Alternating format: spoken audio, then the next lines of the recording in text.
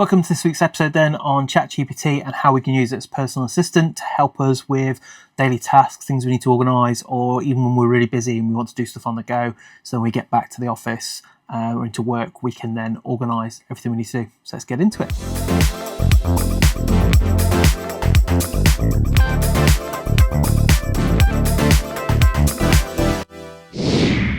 So this week we are looking at ChatGPT.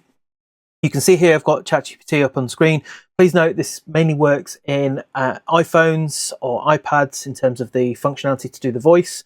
It's the best way to do it, and obviously it's more about capturing information when you're on the fly. So one of the things I use this for particularly is those times where I'm really quite creative. So the most creative times for me are when I'm busy doing other things, so whether it's in the gym or whether I've just got out of the shower, or particularly if I'm in the shower and I'll be thinking about work and thinking about things I've got to do, or on the way to work in the car. And sometimes it's really difficult to kind of get those kind of thoughts down because you're busy, particularly if you're driving. Now, one of the best things about this is that if you set it off before you start, then you don't need to touch it. It's just like talking to your phone. Obviously, don't advise driving with your phone and stuff.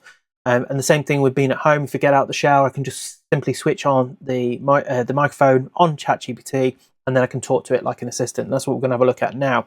So basically what I'm going to do is I'm going to start the button down in the bottom right-hand corner, and I'm going to start talking to ChatGPT, or otherwise known as, "Hey Jarvis, how are you?" I'm doing well, thanks. How about you? I'm great, cheers. I just want to make a couple of kind of notes of things I've been thinking about, some ideas that I've got, some ideas I've got for assemblies. I wonder if you could help me prompt me with some of that as well. So could you just give me a list of maybe 3 things that I could do for assembly for the month of, let's say, May, because it's coming up? Absolutely. Here are 3 assembly ideas for May. 1. Mental health awareness. May is Mental Health Awareness Month, so you could focus on the importance of mental well-being, self-care strategies, and reducing Hey Jarvis, sorry to interrupt you. Could you just summarise the 3 ideas for May in bullet points? Because I want to prepare well in advance for the month of May. Could you just summarise in 3 bullet points for me? Of course. Here are the 3 ideas in bullet points. Mental health awareness. Emphasize the importance of mental well-being and self-care strategies. Environmental awareness. Highlight World Environment Day, June 5th, with an early focus on sustainability and eco-friendly practices. Celebrating diversity. Recognize cultural diversity and inclusion, tying it to events like International Day Against Homophobia, Transphobia, and Biphobia. Okay, could you give me some suggestions for something around the mental health and give me more detail on that? Absolutely. Here are some detailed suggestions for a mental health awareness assembly. 1. Understanding mental health. Start by defining what mental health means and why it's important for everyone. Share statistics or facts to highlight how common mental health struggles are. Okay, Jarvis, let's just stop there for a second. Really happy if you do that. If you could just summarise it all for me in text, and if need be, put it into a Word document for me. Could you do that? Absolutely. I'll summarise these points into a concise text for you. Would you like me to send you the text here, or would you prefer it formatted in a Word document that you can download? A Word document I can download would be perfect. Thank you.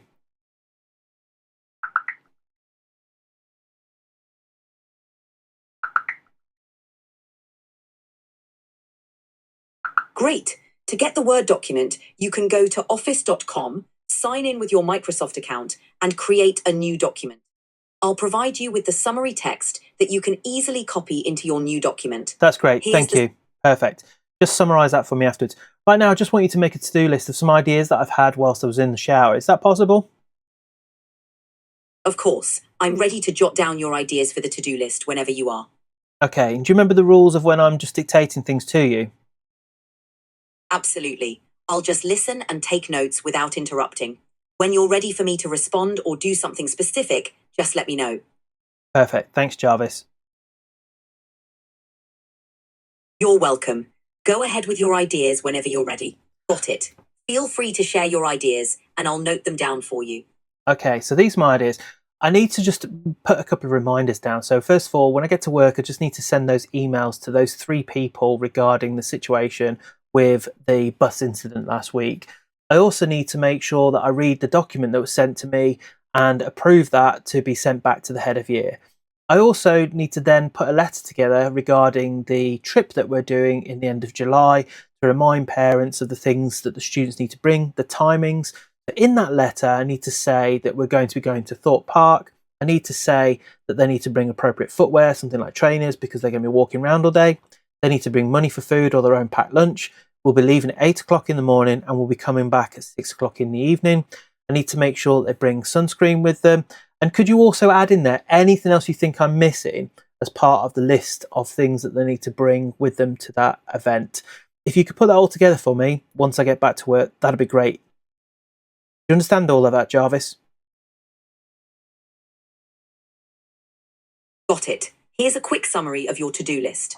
Hey, 1. Jarvis, don't worry about the summary right now. Could you just type it up for me? Absolutely. I'll type it all up for you. Once you're ready, I can share the full to-do list so you can easily access it.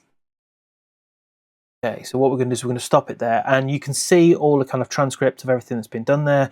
So what I'm going to do now is basically just tell it to create the letter for me. Do that. So imagine I've got into work now and I can bring up CHAT GPT on the web base. I can also bring it up on the iPad or phone, and we can get all the details there. And it will create that for me or summarize it for you. And then you can copy it yourself and then edit it if you need to create the letter for you, which just saves a lot of time. And then what I'm going to ask it to do now is make my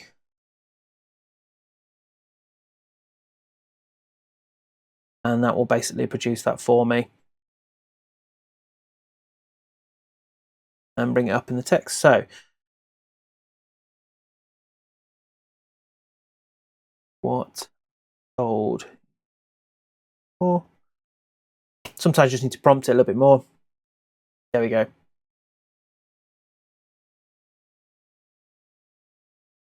So the idea behind it is that basically you can just dictate to it. Obviously at the moment there's nothing really I've got any thoughts to put in there, but normally when I get out of the shower, if I've been training in the gym, there'll be lots of things floating around in my brain that I kind of want to just get down and dictate to it.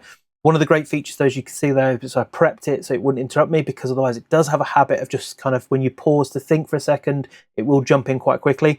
Whereas if you can just tell it to hold off and just say, can you just remember the rules are that you don't interrupt me? That will be helpful, because then it just gives you a chance to think sometimes when you're talking to it. But it's great in terms of just having that ability to get your thoughts down and then process them all. And also you can put them into a logical order, because sometimes when you're thinking out loud, you're not really thinking about the order of things, you're just kind of throwing it out there. And that's what I find it particularly useful for ideas and things that I want to be creative, particularly when I want to put together sort of like a program of things. It's great for doing that. And then you can just go back to the desktop-based version to copy all that information down, or you can ask it to put it into a document for you. Again, with that, it's a little bit hit and miss in terms of what it will produce for you. Sometimes it will produce the information that you want. Sometimes you have to prompt it a little bit more. The prompting side of it is quite important in terms of how you put that all together. But what I like to use it for is like my personal assistant, just really to kind of get that information down as soon as possible, so then I can use it for other things. So it's a really useful tool. It's great for just getting that information down quickly and kind of getting your brain just to kind of throw thoughts at a piece of paper. But one of the reasons why I like it the most is because, unlike if you write things down in a book or on a piece of paper, most of the times where I'm particularly the most creative is the times where I can't do this. Like I say, when I've been training in the gym, or when I've got out of the shower and I'm just trying to get ready for work, I can just dictate to it. And it's just useful for those moments where you're kind of panicking, going, I must not forget about this. I've got to make sure I do that. Or even like say in the car, sometimes I'll dictate to it on the way to work and I'll be thinking about what I want to put into a letter. And then when I get to work, I've got all those thought processes down. It's like having that personal assistant to take those notes for you, so then you can then process it and deal with it later and smarten things up. So that's this week's tip. Hopefully it's quite useful. As you noticed before, I've named mine Jarvis. Normally it will refer to itself as CHAT GPT. You can change the name if you want to. You don't have to. I just chose to because I thought it was quite amusing. And obviously it will call you whatever you want to be called as well. Those are some of the finer details of how I've trained it. But again, really, really useful tool. Hopefully that's useful, and I'll catch you again in the next video. Take care. I need more energy.